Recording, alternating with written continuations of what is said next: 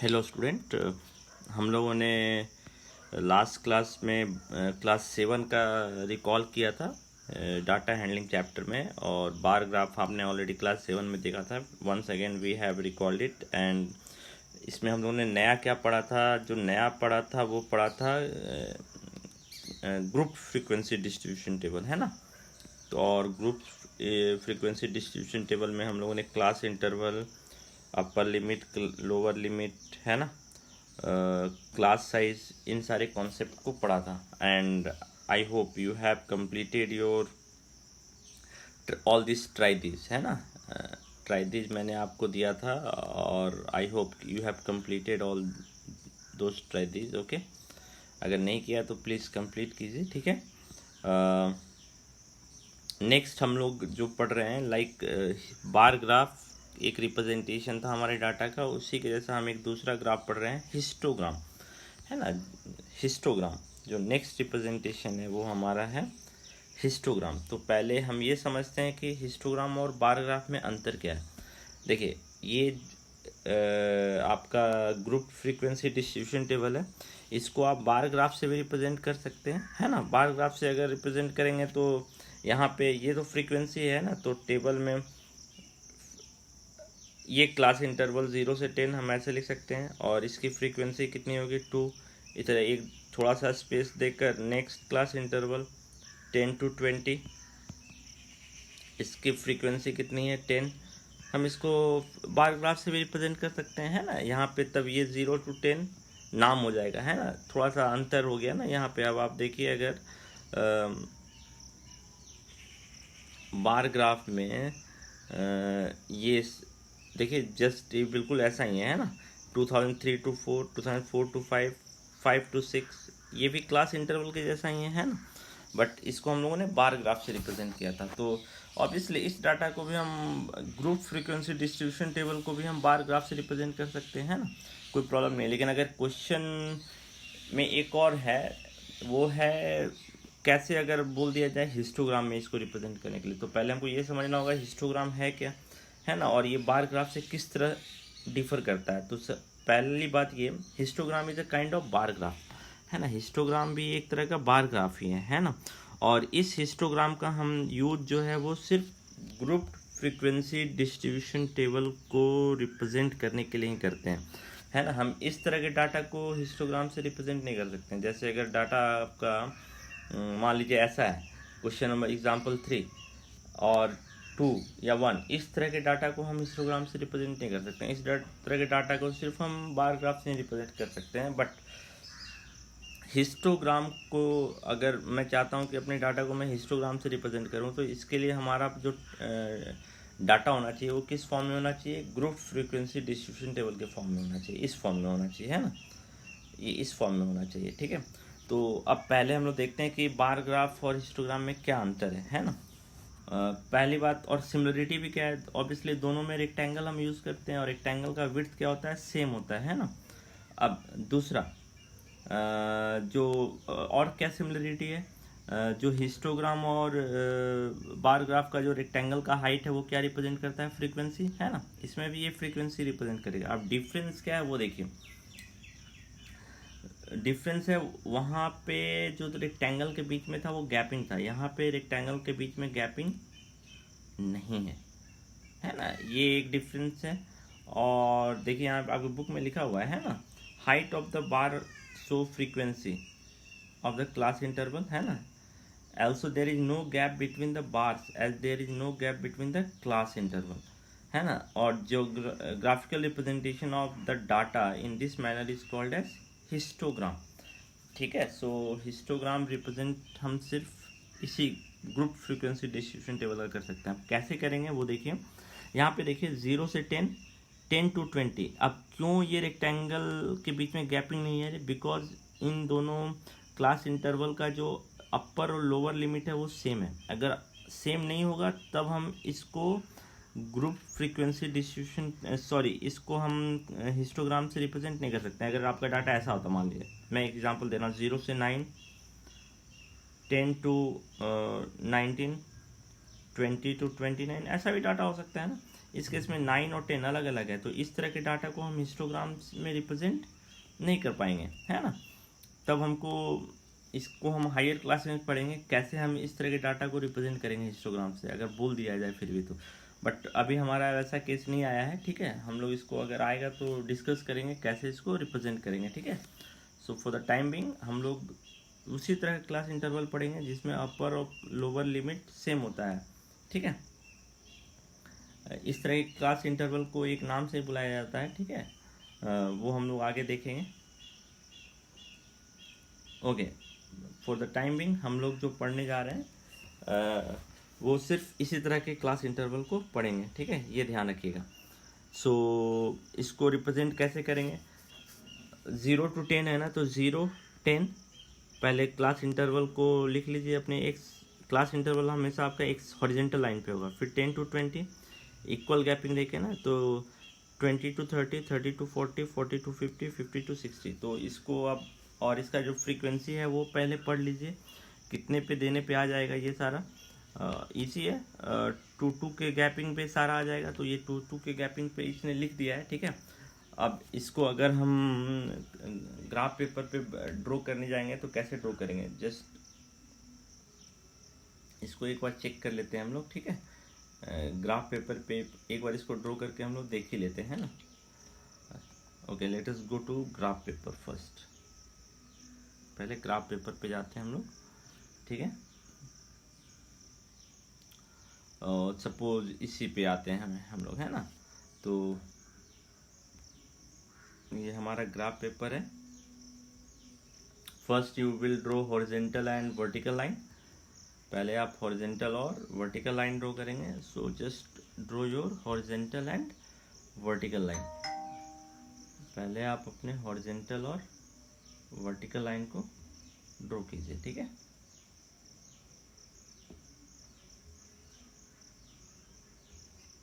Horizontal and vertical line.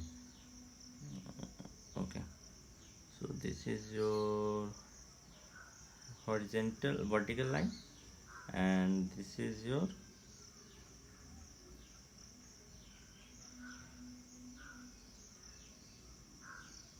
कोई problem नहीं है।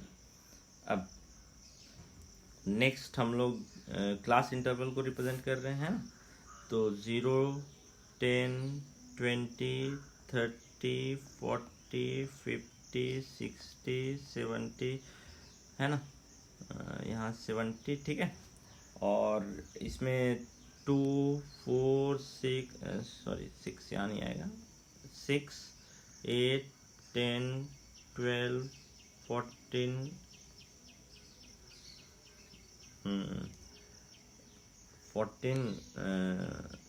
16 आगे भी जाएगा, बट मेरे ग्राफ पेपर पे स्पेस नहीं है। आपके ग्राफ पेपर में स्पेस होगा तो आप आगे तक ले जा सकते हैं, नहीं तो हम कैसे स्टार्ट करेंगे, हम 5 से भी स्टार्ट कर सकते हैं।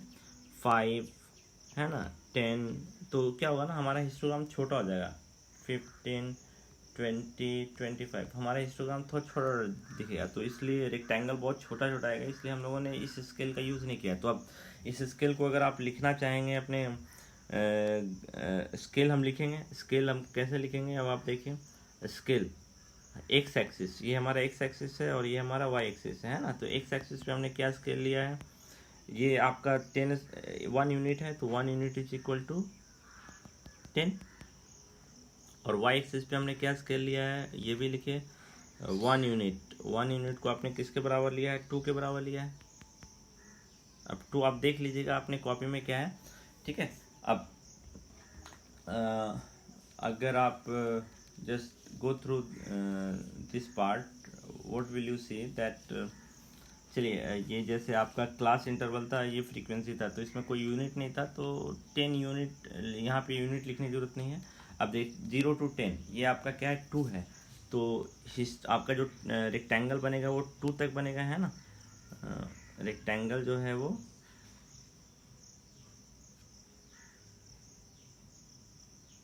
ये पहले हम हटा देते हैं ताकि कंफ्यूजन हो, है ना।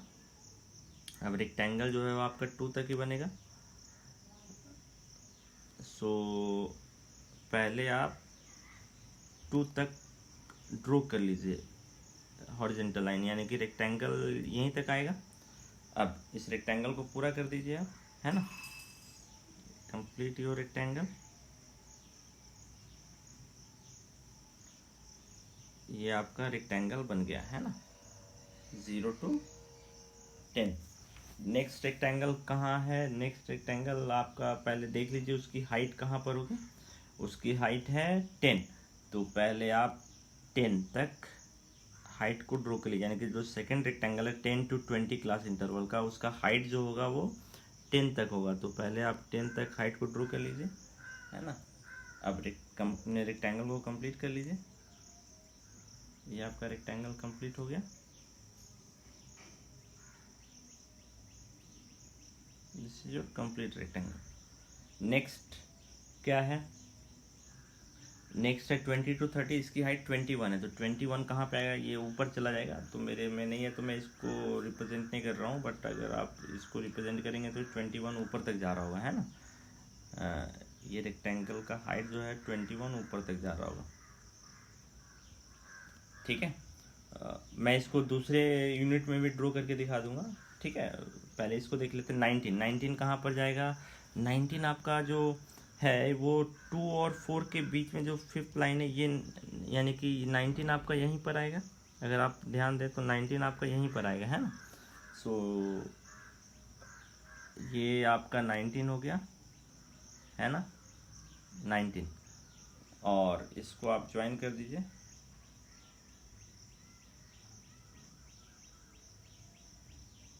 ठीक है। अब 30 to 40, 30 to 40 का फ्रीक्वेंसी कितना है? 30 to 40 का फ्रीक्वेंसी आपका है 7। तो 7 कहाँ आएगा? 6 और 8 के बीच में आएगा, तो 6 और 8 के बीच में यही लाइन है, तो ये आपका हो गया 7। इस रेक्टेंगल को पूरा कर दीजिए।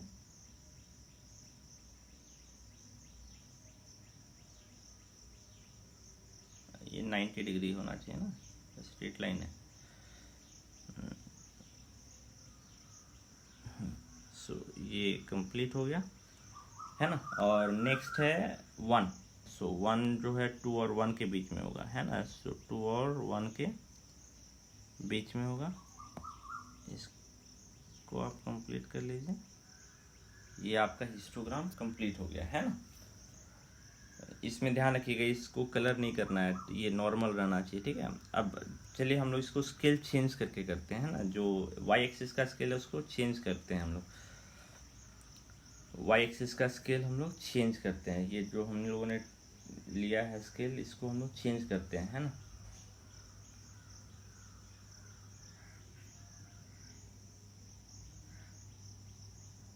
इस स्केल को हम लोग चेंज करते हैं 5 पे। तो क्या दिक्कत आएगी वो हम लोग देखेंगे, है ना। ऑब्वियसली इसमें दिक्कत आएगी। क्या दिक्कत आएगी? अगर स्केल आप बहुत ऐसा ले लें जिससे आपका रेक्टेंगल छोटा हुआ दिखने लगे, है ना, तो आपको दिक्कत आएगी। जैसे मान लीजिए हम अगर 5, 10, 15, 20, 25, तो इस केस में क्या है ना, जो 1, 2 लाइन नहीं दिख रहा है तो दिक्कत होगी। तो हम लोग अपने ग्राफ को थोड़ा चेंज करते हैं, जहाँ पे हम लोग को सारी लाइन दिख रहे हैं, है ना, इस ग्राफ पेपर पे बनाते हैं। सो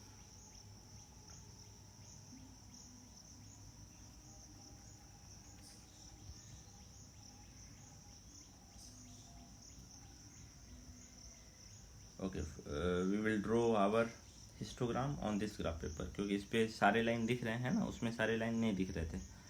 तो first horizontal and vertical line draw करते हैं हम लोग। इधर से ड्रॉ करते हैं, चलिए यहाँ से, है ना।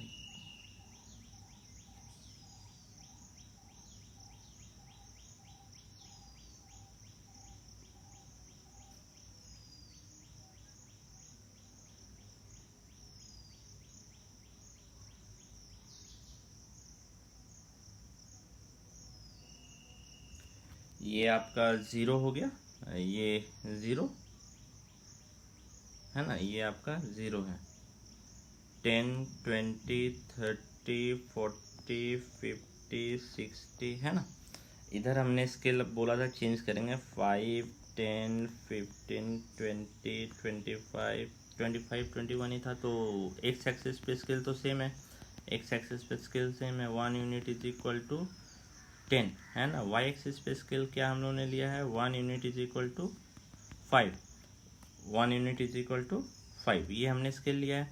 5 लिया है, इसका मतलब 10 स्मॉल बॉक्स जो है वो 5 के बराबर है। इसका मतलब है 10 स्मॉल बॉक्स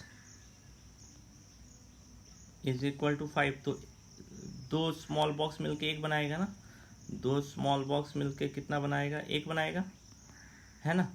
यानी कि दो स्मॉल बॉक्स की वैल्यू एक हो गया। अब आप देखिए कि जो आपका 0 से 10 था, इसका वैल्यू कितना था, 0 से 10 जो था वो उसका वैल्यू कितना था, इसका फ्रीक्वेंसी 2 था। तो आपको कितने बॉक्स काउंट करने पड़ेंगे, 4 बॉक्स काउंट करने पड़ेंगे, है ना। सो 4 बॉक्स आप काउंट कीजिए, 4 बॉक्स, 4 बॉक्स आपको काउंट करने पड़ेंगे। First box, second, third, fourth, यानी कि आपका अब देखिए रेक्टेंगल कितनी छोटी हो गई सारी। तो इससे हमको पता चल रहा है कि स्केल भी चुनना इंपॉर्टेंट है, अदरवाइज आपको हो सकता है कभी कभी रेक्टेंगल ड्रॉ करने में, यहाँ पे चलिए फिर भी बहुत छोटा रेक्टेंगल नहीं है, आप दोनों स्केल में काम कर सकते हैं, ठीक है। ऐसा नहीं है कि आप दोनों स्केल में काम नहीं कर सकते हैं। एक हिस्टोग्राम को ड्रॉ करने के लिए हम डिफरेंट स्केल ले सकते हैं, है ना। मैं सिर्फ ये आपको बताना चाह रहा हूँ। ये देखें 0 से 10 के बीच में 4, अब 10 से 20 कितना होगा, 10 से 20 आपका 10 से जो 20 है वो 10 है, तो 10 तो इजी है।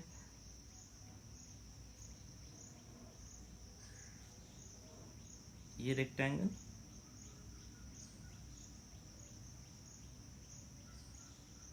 है ना,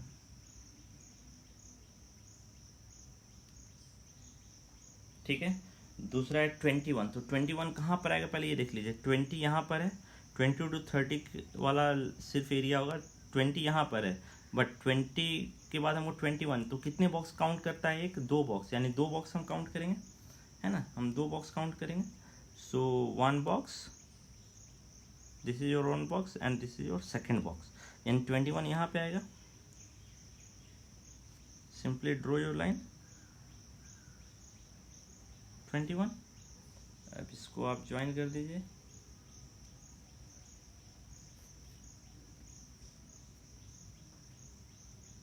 ठीक है, ये आपका 21 का रेक्टेंगल हो गया। नेक्स्ट जो है वो उसकी फ्रीक्वेंसी आप देख लीजिए, अगले की फ्रीक्वेंसी कितनी है, 19। तो 19 कहाँ पर आएगा पहले वो देखिए, 20 है ना। तो 20 से एक नीचे, तो एक एक कितने के बराबर है, एक जो है वो 2 बॉक्स के बराबर है, यानी कि 2 बॉक्स हमको नीचे जाना पड़ेगा। ये आपका हो जाएगा 19।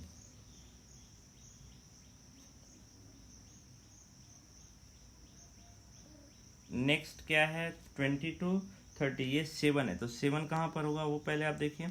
5 है, तो 5 से आपको 2 नंबर ऊपर जाना है, तो 2 नंबर ऊपर जाने का मतलब है कि आपको कितना बॉक्स ऊपर जाना पड़ेगा, 4 बॉक्स ऊपर जाना पड़ेगा। सो 5 से 1 बॉक्स, 2 बॉक्स, ये हो गया 6, 1 बॉक्स 2 बॉक्स, ये हो गया 7, है ना।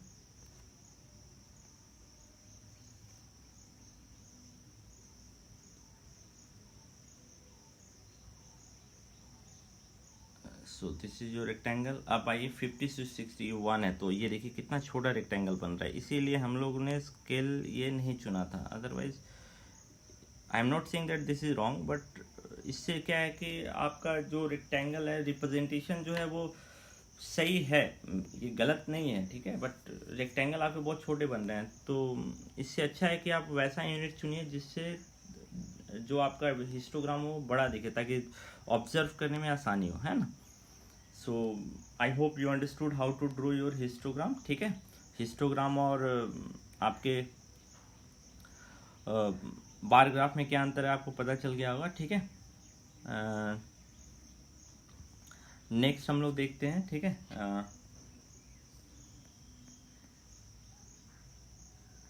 सो हिस्टोग्राम अब आप ड्रॉ कर सकते हैं। सो हिस्टोग्राम से आप ऑब्जर्वेशन भी कर सकते हैं। तो पहले ऑब्जर्वेशन वाला पार्ट देखिए, what information is being given by histogram, है ना। हिस्टोग्राम से क्या इन्फॉर्मेशन मिल रहा है, ये डाटा जो है एक क्लास 7 के बच्चों का डाटा है और उनके हाइट का डाटा है ना, ये इन्फॉर्मेशन हम ड्रॉ कर सकते हैं। Which group contain maximum girls, कौन से ग्रुप में मैक्सिमम गर्ल्स है, तो उन गर्ल्स का हाइट जिनका 140 से 145 सेंटीमीटर हाइट जो है, इन गर्ल्स की संख्या अधिक है। इनकी संख्या कितनी है? 7, यानी 7 ऐसे बच्चे हैं जिनका हाइट 140 से 145 सेंटीमीटर के बीच में है ना, इस क्लास इंटरवल में लाई करता है। इसी तरह आप पूरा डाटा हिस्टोग्राम को देख के कंक्लूड कर सकते हैं ना। सो ये मैं आपके लिए छोड़ दे रहा हूँ, ठीक है। क्वेश्चन इसका 4th पार्ट भी देख लीजिए। If we divide the girls into the following 3 category, how many would there be in each? 150 centimetre and more. इससे अधिक कितनी गर्ल्स हैं? 150 सेंटीमीटर और मोर, तो आपको पता है ना, इससे अधिक कितनी गर्ल्स हैं? 2 + 1 3। 140 सेंटीमीटर और लेस 140 to 150 सेंटीमीटर, 140 to 150 से इसके बीच में कितनी है? तो 7 + 4 11, एंड लेस देन 140 सेंटीमीटर, तो 140 सेंटीमीटर से कितनी है? 3 + 2 + 1, है ना। तो ईजी है। सो इस सारे ट्राइबीज को कंप्लीट करने के बाद अब आपका एक्सरसाइज 5.1 है। 5.1 आप कंप्लीट कर सकते हैं। पहला question, for which of this would you use histogram? The number of letter for different area in postman bags. हम इसके लिए यूज़ नहीं कर सकते हैं। इसके लिए हम यूज़ कर सकते हैं क्या? बार ग्राफ, है ना। Height of competitor in athletic meet. Athletic meet में कॉम्पिटिटर का हाइट, इसके लिए हम यूज़ कर सकते हैं ना। Number of cassette produce by 5 company, इसके लिए हम बार ग्राफ यूज़ करेंगे क्योंकि इसमें क्लास इंटरवल नहीं है। आपको देखना है क्लास इंटरवल किस में बन सकता है ना। Number of passenger boarding train from 7 AM to 7 PM, तो इसको भी हम क्लास इंटरवल में ला सकते हैं। तो हिस्टोग्राम हम इसके लिए भी बना सकते हैं ना। ये सो आपको ये देखना है, गिव रीज़न फॉर ईच। तो आपको देखना है कि क्लास इंटरवल हम किस में बना सकते हैं, है ना। सेकेंड, फ्रीक्वेंसी डिस्ट्रीब्यूशन टेबल बनाना है तो आप इसके लिए बना सकते हैं। और बार ग्राफ, ऑब्वियसली इसमें हम हिस्टोग्राम नहीं बना सकते हैं ना, क्योंकि क्लास इंटरवल नहीं होगा। इसमें 2 टेबल होगा, एक साइड होगा डिपार्टमेंट मार्क्ड एज M, इसमें MWBG यही होगा ना एक फॉर्म। तो ये क्लास इंटरवल नहीं है और इसके करस्पॉन्डिंग इसकी फ्रीक्वेंसी होगी इधर। Third, using frequency distribution table, तो ऑब्वियसली क्लास इंटरवल आप इसमें बना सकते हैं ना। और मैंने आपको बोला था 810 जो है वो सेकंड वाले में जाएगा, फर्स्ट वाले में नहीं जाएगा, है ना। इस draw histogram for the frequency table made in question number 3, तो आप बना सकते हैं। इसके हिसाब से फिर आपको ये क्वेश्चंस के आंसर दे सकते हैं। ईजी है। 5 नंबर भी ईजी है, ठीक है। 5 नंबर भी आप खुद से बना सकते हैं। सो मेरे ख्याल से इसमें फर्स्ट जो आपका चैप्टर है, फर्स्ट एक्सरसाइज है, ये टफ नहीं है, आप इजीली इसको सॉल्व कर सकते हैं, ठीक है। So this is your homework and I hope you will complete it.